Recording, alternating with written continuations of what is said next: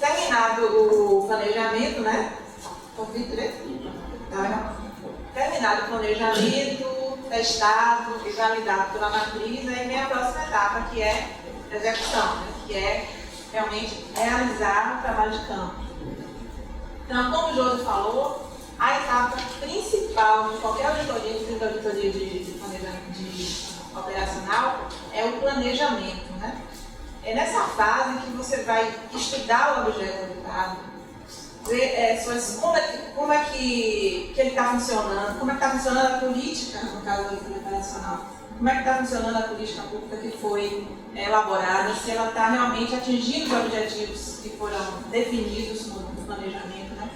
Se ele está atingindo as metas que foram calculadas, né? Se ela está tendo efetividade. Então, esse é o foco da auditoria operacional, é verificar como que as políticas públicas estão sendo executadas e como que ela pode ajudar essas políticas a melhorar, né, no caso, o desempenho da gestão pública com resultados para a população e gerando benefícios e impacto na vida dos cidadãos, né?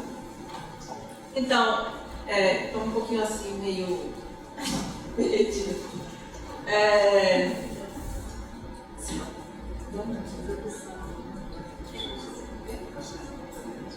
Deixa eu...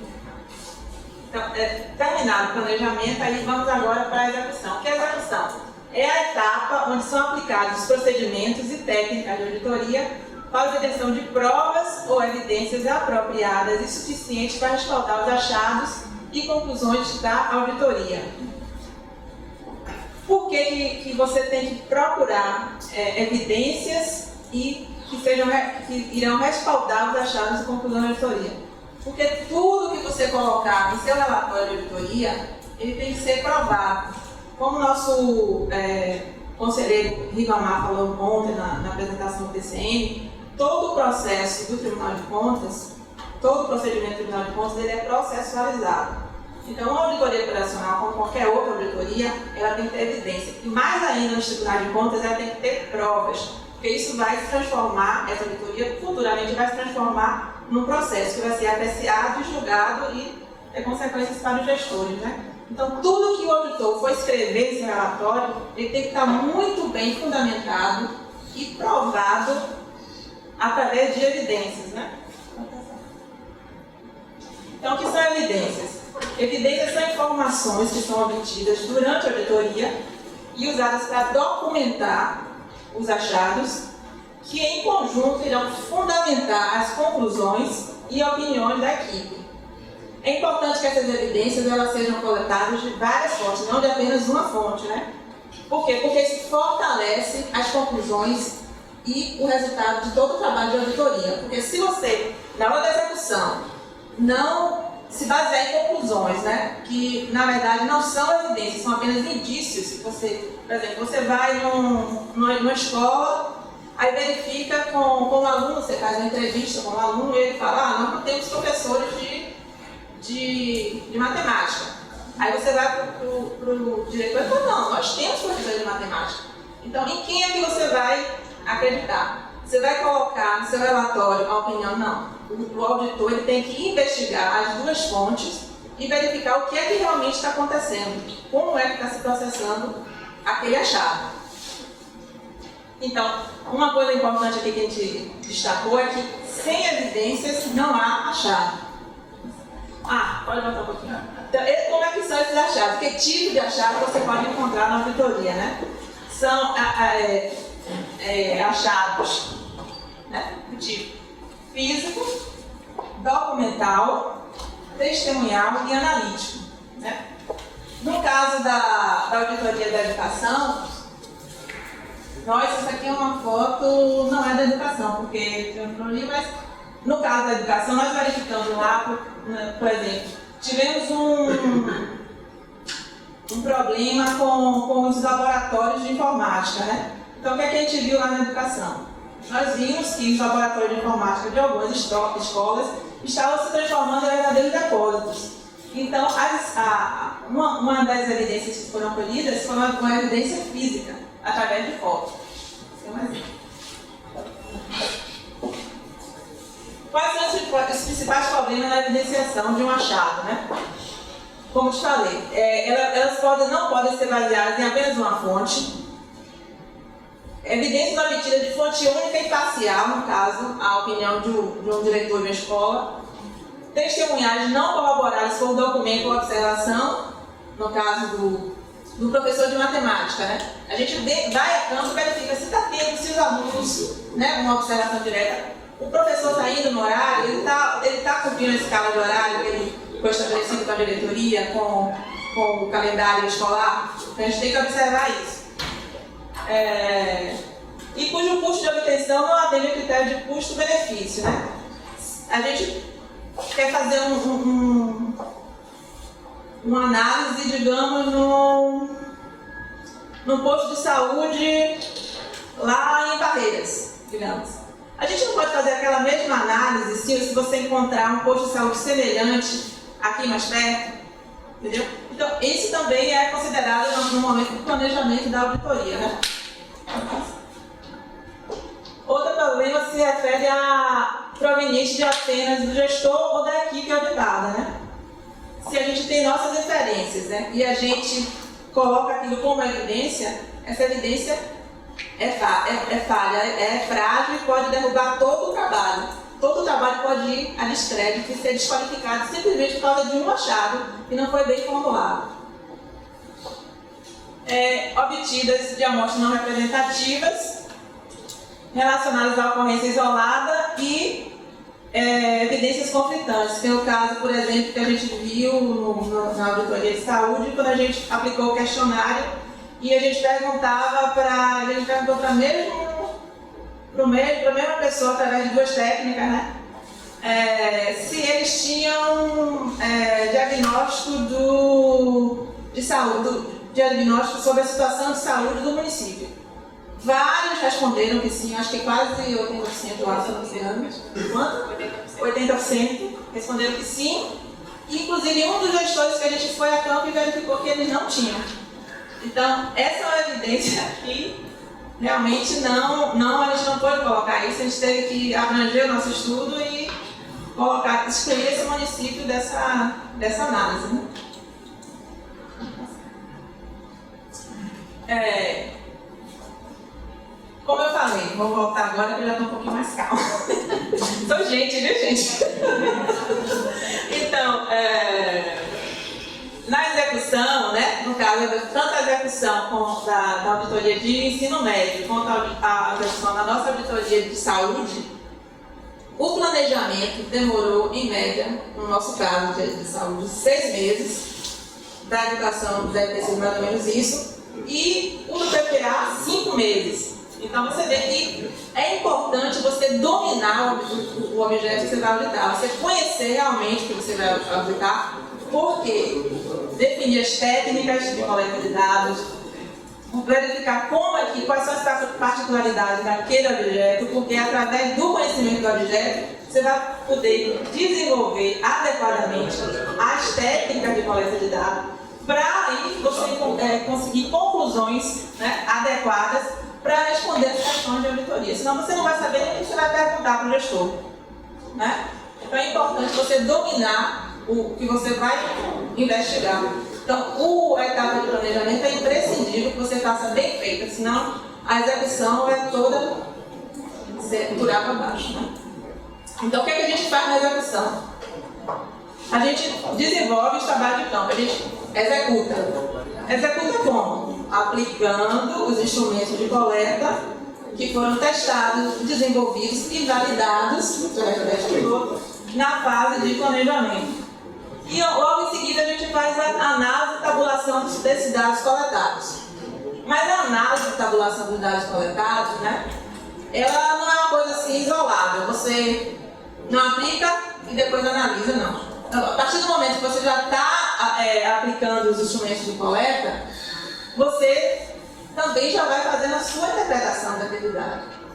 Você, na entrevista, você pergunta e à medida que ele vai respondendo, você já vai selecionando a resposta do que ele está respondendo, o que é que ele está respondendo, o que é que realmente tem a ver com a sua investigação. Aí você vai selecionando e tentando direcionar assim, na sua interpretação do que está sendo dito para você, o que é que tem a ver com o foco da auditoria e descartando aquelas informações que não têm relevância. Bom, depois que você faz toda essa coleta de dados, né, e análise, coleta e análise, você pode também, na verdade, você vai tabular os dados coletados. O que é a tabulação dos dados coletados? Você vai reunir todas aquelas informações que foram colhidas durante o trabalho de campo, que são várias informações, muitas informações de diferentes tipos também, né? E você vai selecionar essas informações, você vai interpretar os dados que foram coletados, relacionar e a partir de então você vai selecionar aqueles que têm a ver com a questão de auditoria, né? E elaborar no final de tudo isso a matriz de achados, que a matriz de achados nada mais é do que um quadro resumo dos achados, daqueles achados que foram identificados pela auditoria, que normalmente ela serve para quê? Normalmente uma equipe de auditoria operacional ela é dividida a equipe é dividida em sub-equipes. Vou falar do nosso caso da saúde. Nós tivemos uma equipe com 6 membros e foram divididas em 3 equipes de 2 pessoas. Todas essas 3 equipes vão executar exatamente os mesmos procedimentos. Então, por exemplo, foi verificado que nos postos de saúde nós tínhamos problemas com a origem dos dados, né? A validade dos dados que foram coletados, que são coletados. Esse procedimento de coleta dos dados, né, que são inseridos nos sistemas de saúde, ele tem problema em relação à fidedignidade, à coerência, né, à confiabilidade desses dados. Então, uma equipe foi a campo e verificou esse achado. Outra equipe foi e encontrou o mesmo problema.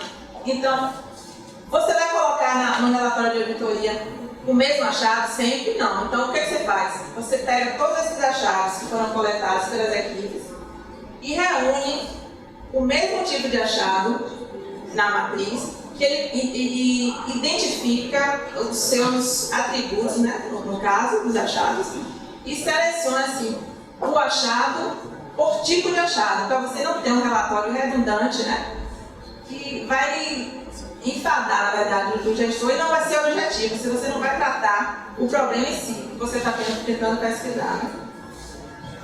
E depois de elaborada, ela é validada. Pronto. O que é importante durante os exames, no caso assim, o comportamento do auditor, né? Um auditor de auditoria operacional, o que é importante? Que ele seja capaz de encontrar evidências e fontes sólidas, né? Para transmitir o quê? Confiabilidade do seu trabalho. Ser receptivo a argumentos e pontos de vista.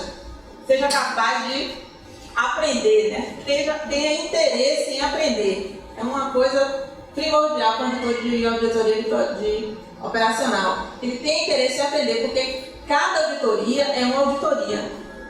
diferente. Então, você não tem um script certinho para realizar uma auditoria operacional.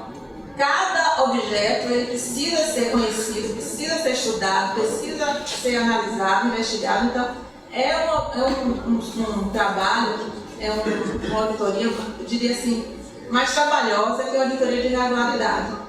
Aí você pode dizer, não, mas essa auditoria de regularidade, ela é mais fácil, mais difícil? Não. Tanto uma quanto a outra tem as suas características e elas se complementam, né? O importante é isso, é que a diferença é que numa auditoria operacional você tem que aprofundar mais os seus estudos. Numa auditoria de regularidade você já conhece aquele objeto auditado, você vai verificar como é que está sendo assim, sendo isso. Ser criativo, flexível e criterioso na coleta de dados. É a famosa razoabilidade, né? Manter uma distância objetiva da informação e argumentos obtidos. Integridade. E buscar informações e argumentos de diferentes fontes e perspectivas. Tem que ter equilíbrio, né? E o mais importante é manter o foco do trabalho. Qual é o foco de um trabalho de auditoria operacional? Analisar as políticas, programas e as organizações que estão desempenhando seus papéis. Analisar se as políticas, programas e as organizações estão desempenhando seus papéis corretamente ou será que elas podem ser mais econômicas, eficientes e efetivas? Quais são os obstáculos para um bom desempenho? Como os problemas existentes podem ser reduzidos?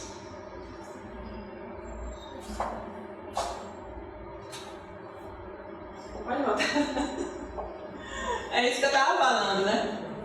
A auditoria operacional, ela difere da auditoria de conformidade, porque ela vai exigir do auditor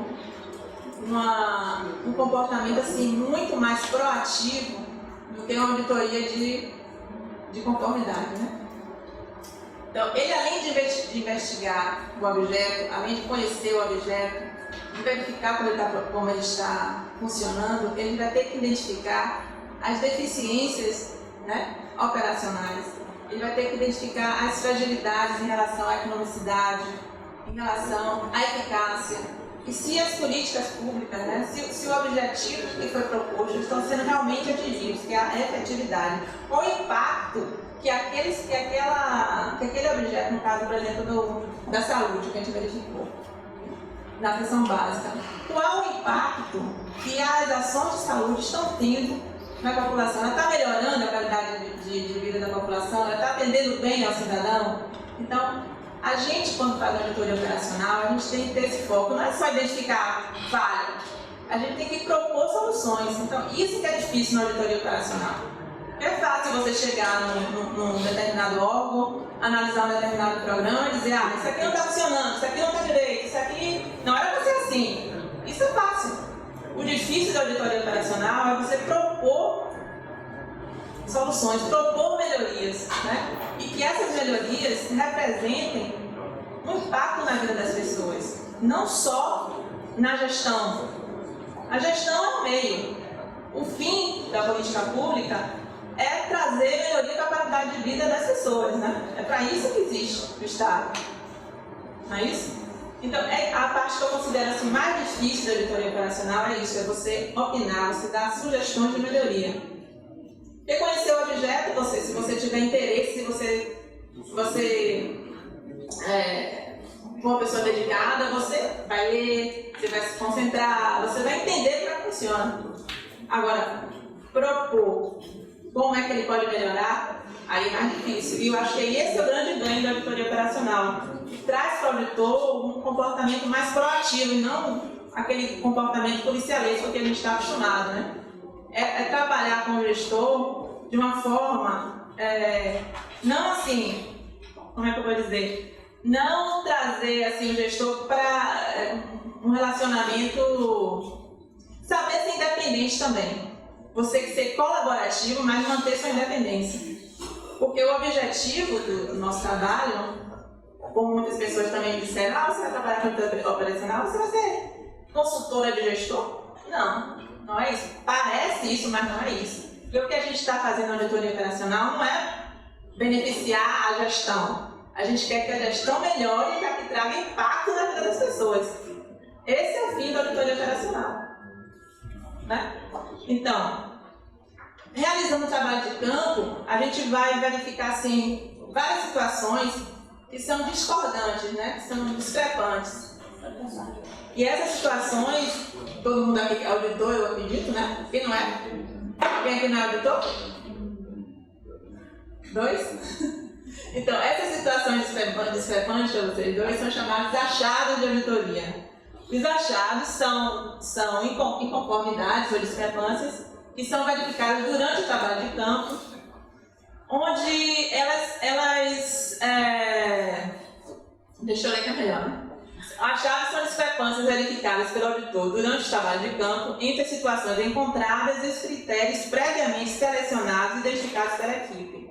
Tais situações verificadas e devidamente respaldadas por evidências serão usadas para responder às questões de auditoria. Então é isso aí. Achado é a discrepância entre o que você encontra em campo e o que deveria encontrar. Certo? É o que não está acontecendo como deveria. É um problema, vamos dizer assim. É aquele problema. Então, para que esse problema que você encontrou ele possa fazer parte do relatório de auditoria, ele tem que ser evidenciado, documentado e registrado, inclusive, em papel de trabalho. Né? Vai passar. Os achados têm os seguintes atributos: critério, condição, causa e efeito. Critério, como eu falei, é o que deveria ser. Condição é o que é. E causa é a razão do desvio com relação ao critério. E efeito é a consequência da situação encontrada. Então, quando você vai numa auditoria, né? Quando você vai a campo e você observa uma desconformidade, né? Deveria ser assim e não é. Por exemplo, no caso da auditoria, vamos citar aqui um caso prático, da auditoria da saúde, né? A gente verificou, por exemplo, que as UBS deveriam funcionar com uma determinada equipe que foi definida em lei. Né? Por quê? Qual o motivo? Porque com essa equipe mínima você pode garantir um mínimo de qualidade na atenção à saúde das pessoas. Então, você vê os critérios, aquele equipe mínima. A condição é o que é? Está faltando médico. Certo? Para você colocar isso no relatório, você tem que evidenciar que realmente o médico não está indo, que ele não está cumprindo horário, ou que ele vai todos os dias, mas não cumpre horário, ou que ele cumpre horário, mas não vai todos os dias. Então, isso tem que estar tudo muito bem documentado no relatório. E a causa, por que está acontecendo isso? Você tem que apontar essa causa. E a partir dessa causa, que você identifica qual o motivo, aí você parte para a recomendação para resolver esse problema. Aí é que está. No caso da auditoria operacional, não basta identificar a causa. Você tem que propor alteração naquela situação, através de uma recomendação. Para quê? Para que os efeitos ou as consequências prováveis ou o que realmente está acontecendo, elas possam ser mitigadas ou eliminadas. Para quê? Para que tragam benefício à população. Entendeu? Então, está entendendo qual é a diferença entre uma auditoria de regularidade e uma auditoria operacional? A auditoria de regularidade operacional vai além do achado. Ela traz para o auditor também a responsabilidade de propor uma melhoria. De propor uma melhoria que vai trazer como efeito essa melhoria um benefício. Você encontra um problema que tem uma causa e um efeito negativo e você vai propor uma recomendação que traga um benefício para gerar um impacto positivo para a vida das pessoas. Né? Aqui é mais ou menos a visualização, para quem não é auditor aqui ficar um pouquinho mais familiarizado, né?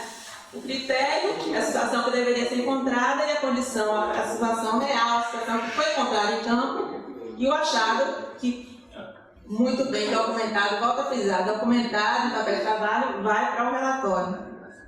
Né? Vamos agora para o exemplo prático de achado na auditoria de ensino médio. Né? A gente não pode trazer para cá, só para justificar vocês, o achado nosso, assim, formalmente, o achado da auditoria da saúde, porque ela ainda está em andamento aqui na casa. Então, a gente não pode trazer a público um achado que ainda não foi apreciado pelo plenário. Né? Então, vamos ver aqui um achado, um caso prático da auditoria da educação.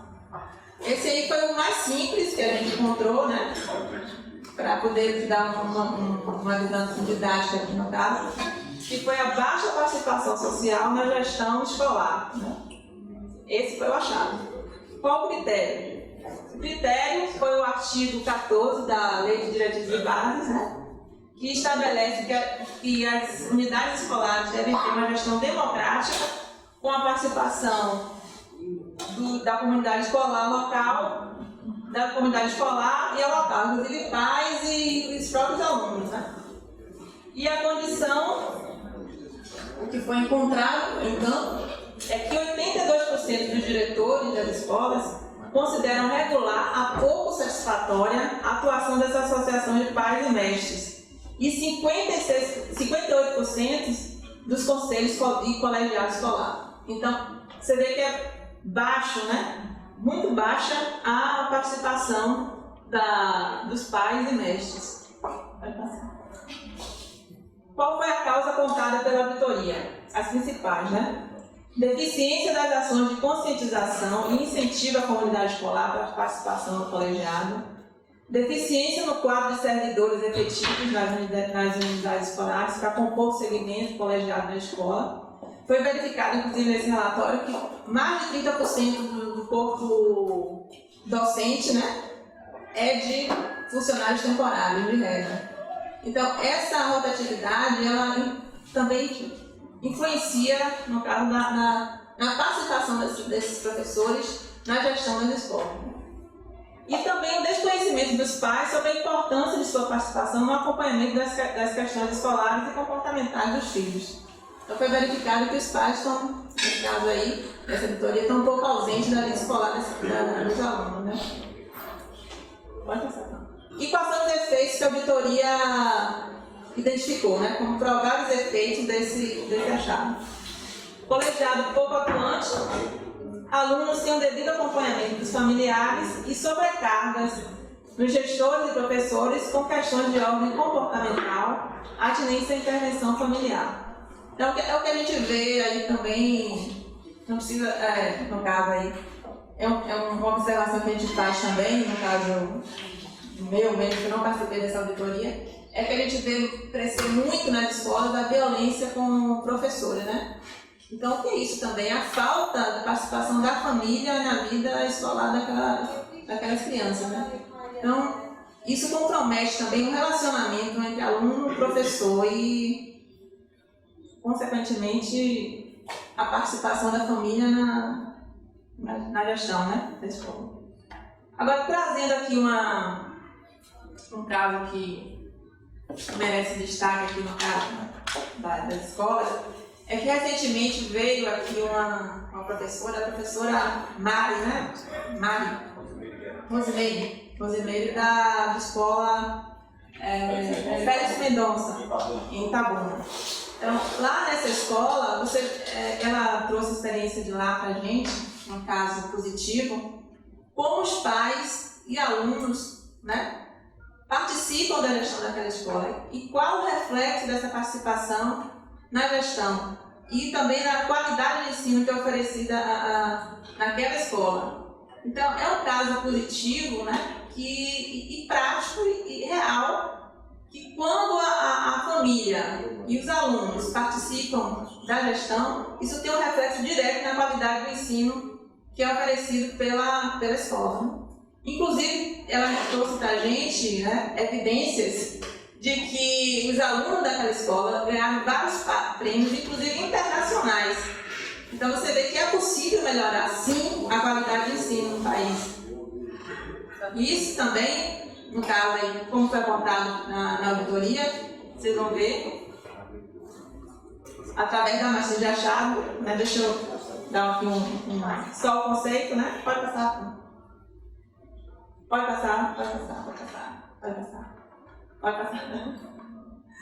Aqui eu já falei do caso, desse achado aqui, né? Esse foi um achado, né, da baixa participação social na gestão. Ele foi achado, né, foi encontrado pelas 3 equipes. E as 3 equipes, no caso desse achado, ele foi consolidado dessa forma na matriz. Então, o mesmo achado foi verificado pelas 3 equipes e foi consolidado na matriz. É para isso que serve a matriz. Então, pode ser que uma causa, uma consequência, um efeito tenha sido verificado por cada uma dessas equipes. Não quer dizer que o que está aqui na matriz foi encontrado por uma única equipe. Aquilo ali é o consenso da equipe. Depois de discutido, isso vai para a matriz, né? E posteriormente para o relatório. A gente não verificou, nesse caso aqui, boas práticas. Provavelmente essa escola não estava no escopo da auditoria. Então, se tivesse, a gente teria que colocar aqui na matriz uma prática positiva, que inclusive a boa prática significa o quê? Não é um caso simplesmente positivo, é um caso positivo que pode ser replicado nas outras unidades escolares. O que ela faz não é uma coisa impossível. Então, o que você faz por iniciativa própria não é considerado boa prática. O que você faz como obrigação não é considerado boa prática. Mas o que você faz que contribua para o funcionamento da gestão, isso é considerado uma boa prática. É uma coisa de iniciativa própria do gestor que pode ser replicado, pode ser copiado e deve ser copiado. Então, voltando um pouquinho à matriz de achado, conceito, né, para os não auditores. Matriz de achado é o quadro resumo que permite à equipe sistematizar as informações correspondentes aos achados de auditoria, explicitando para cada um a situação encontrada, as análises e evidências, o critério adotado, as causas, efeitos, boas práticas e as propostas de encaminhamento, que são as recomendações e os benefícios esperados. Quais são as vantagens de você usar uma matriz de achado? A matriz de achado, você vê, é um quadro resumo. Então, a partir daquele quadro, você tem uma compreensão homogênea dos achados, né? E todos os elementos que constituem o achado. Né? Possibilita a discussão detalhada dos achados por toda a equipe, o que tende a corroborar as conclusões e propostas de encaminhamento. E revela se os achados são suportados por evidências pertinentes e suficientes, se as propostas são compatíveis com as causas e efeitos e se as questões de auditoria foram respondidas. Então, quando a gente vai fazer auditoria, o foco da auditoria, primeiro, é responder àquela questão de auditoria que foi formulada no planejamento. Imagine você passar 5 meses planejando a auditoria, definir sua questão e na hora de executar você fazer uma coisa completamente diferente. Então, esse achado, né? E os seus desdobramentos, né, que são as recomendações e os benefícios, né, que a gente espera de cor, né, eles têm relação com a questão da auditoria, ele está respondendo aquela questão, ele vai melhorar a gestão pública, ele vai trazer benefício para a população. Então, tudo isso tem que estar assim, colocado na matriz de achado para ser uma forma de você ver assim, com clareza, né? Com clareza, se a sua auditoria teve um bom resultado ou não. Né? E, consequentemente, essa é a melhor parte, depois de toda essa discussão, eu vou dizer aqui a vocês, viu? Na matriz de achado tem muita discussão, né, José? Eu descobri aqui com a auditoria operacional a diferença entre discutir e brigar. Então nós discutimos muito mesmo, né, gente? E no final chegamos ao consenso e comemoramos no fim o resultado do trabalho. E todo mundo continua amigo. Então isso tende a acontecer na auditoria operacional, muita discussão. E é para acontecer mesmo. Porque quando você discute com um colega, com uma pessoa que participou da equipe, você tem também, você faz um exercício do que o gestor vai compreender no momento que ele estiver lendo também aquele achado, né? Isso é importante, isso engrandece demais o trabalho, né? Então, quando você chega a um consenso desses achados, né, você sistematiza, você resume, você condensa, você dá uma visão lógica daquele achado, fica fácil escrever o relatório. Vai passar.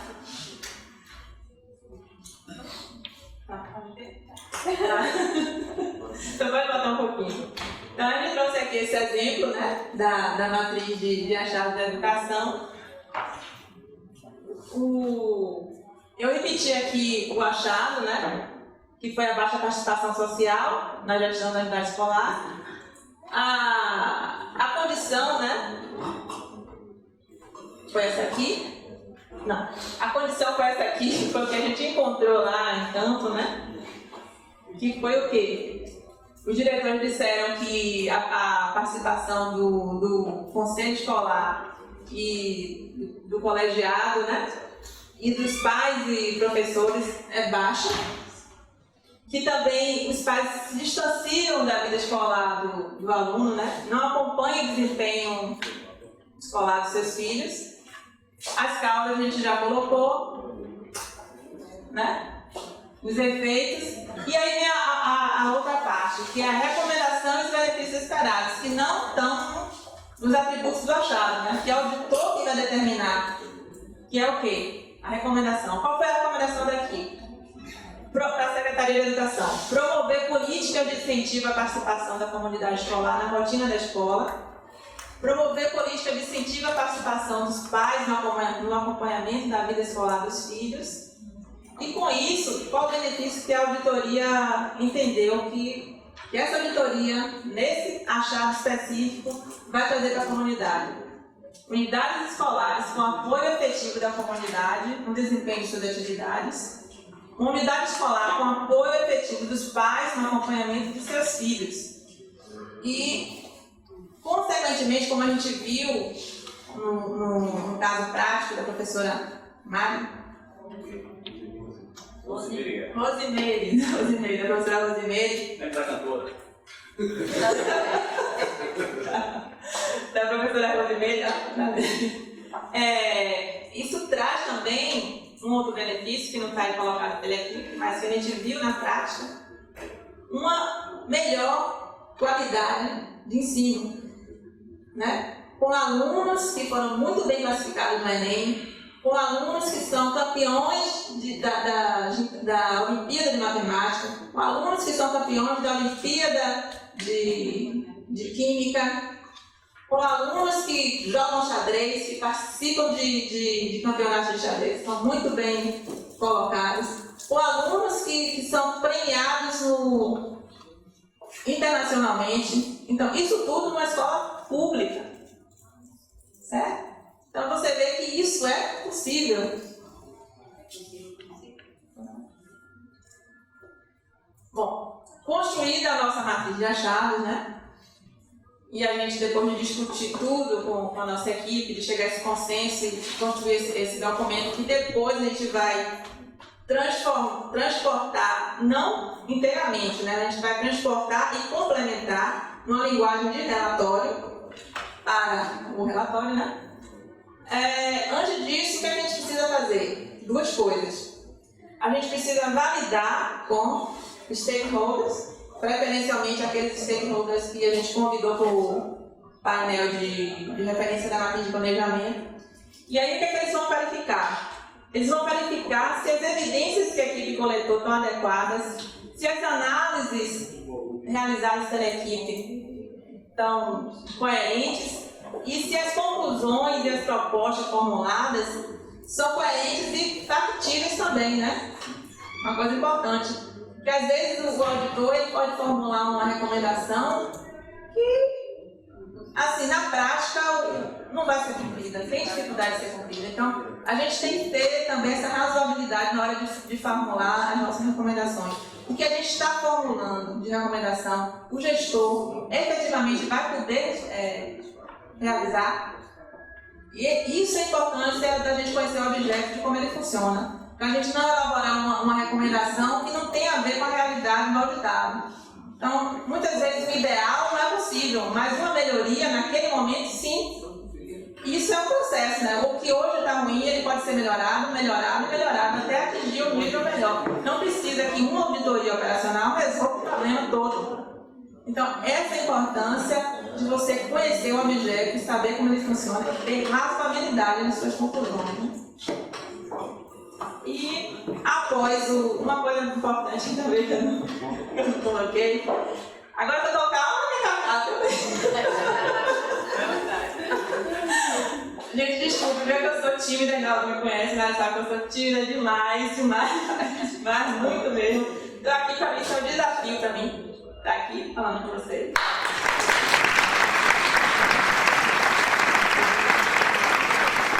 Se quiser, eu tô até o fim. Uma coisa assim que.